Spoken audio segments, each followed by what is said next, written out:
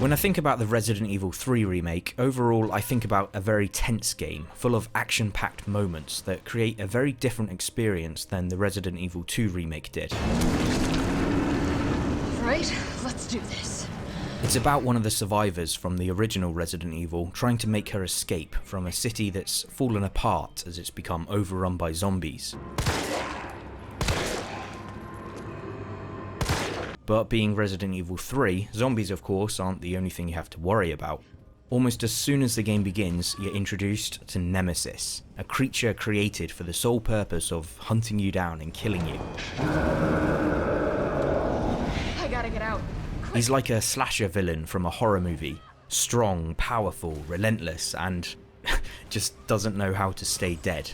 Right when you think you've got away from him, he's back. He's the Nemesis. He should be the one dictating the tone of the game, always there lurking in the back of your brain, pushing you on to rush ahead to get away from him. No time for hanging around in case he catches you. And I do get a sense of urgency from the game, but not really from him. From start to finish, it feels like one big rush to get to the next area. Obviously you're going to come up against some obstacles in your way, but then it's just a case of, okay, quickly turn around, checking a few rooms in the area for whatever it is you need to let you get past whatever it was that was blocking you, and then quickly move on to the next part of the game. The game is made up of lots of little bite-sized sections all strung together, each one not taking long to get through before moving on to the next. And this is where it's so different from Resident Evil 2, because that spent the majority of the game in one main location, which you would explore, backtrack and slowly unlock. Resident Evil 3's always been about much smaller areas, without as much complexity but with more scripted moments. There are optional things to risk going out looking for, like more health, ammo or even weapons, but as far as the main story goes, things are kept pretty straightforward as to what you need or what you need to do to move things along.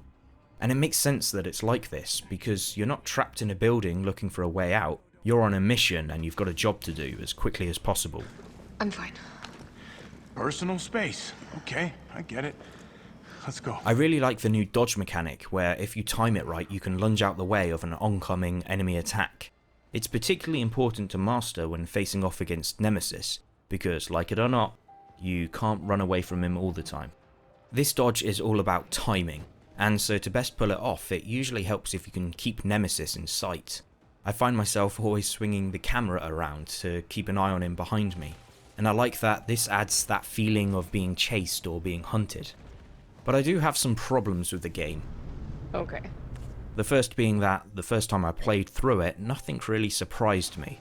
I went into a save room with tons of ammo in it, I knew a big fight's coming up. I saw a glimpse of a licker's tongue, so I knew one of those is coming up in a minute. I noticed the streets are empty and the music's gone mysteriously quiet.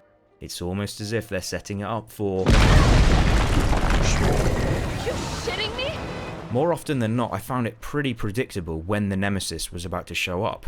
I don't get that sense of he may just turn up at any random point, really keeping players on edge. He does act differently depending upon certain circumstances. Sometimes he comes into save rooms, sometimes he doesn't. Sometimes he'll stand outside watching you creepily through the window. But there were no major surprises. I guess this surprised me a bit, but that was about it. My only other issue of the game is with Jill's famous line from the original Resident Evil 3. You want stars? I'll give you stars. Such a classic moment and one of the highlights of that game. Whereas now she does say it, but just not at the end. She says it much earlier. You want stars? I'll give you stars. It's maybe a minor thing, but it's a shame that such a fan favourite moment doesn't feel as special. Creepy ass stalker. You want stars? Ah! Another thing that's changed from the original is the removal of the choices that would pop up on screen every now and then, like small choose-your-own-adventure scenarios. I really did expect them to be here, as they added a key incentive to go back and replay the game, to go and try out all the different options, to see how they affect the game and change which characters do what. But in saying that, the Resident Evil 3 remake is still a game that I find I can easily play over and over again by getting better, getting faster, upping the difficulty and seeing the changes to item and enemy placements. On completing the game once, you open up the shop, which has items to buy with a currency earned by doing challenges or simply by completing the game over and over again. Hardcore mode may be too difficult for some at first, but by playing through standard a few times and unlocking a few new weapons and power-ups, it soon becomes not so much of a challenge. And this does act as a reward in itself for playing through the game multiple times.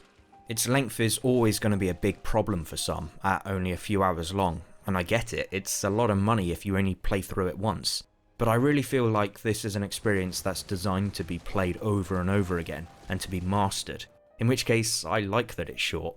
If I've got an hour or two to spare, I can pop in Resident Evil 3, complete it once again, and try for a new fastest time, or challenge myself to play it in a restricted kind of way. But I do think that more options, more variety, and more content would make it better. Resident Evil 2 had 4 campaigns, all different enough to make worthwhile, and yet alone still fun enough to play through multiple times. This game had 1. I love this campaign and I will probably play it regularly, but yeah, thanks for watching.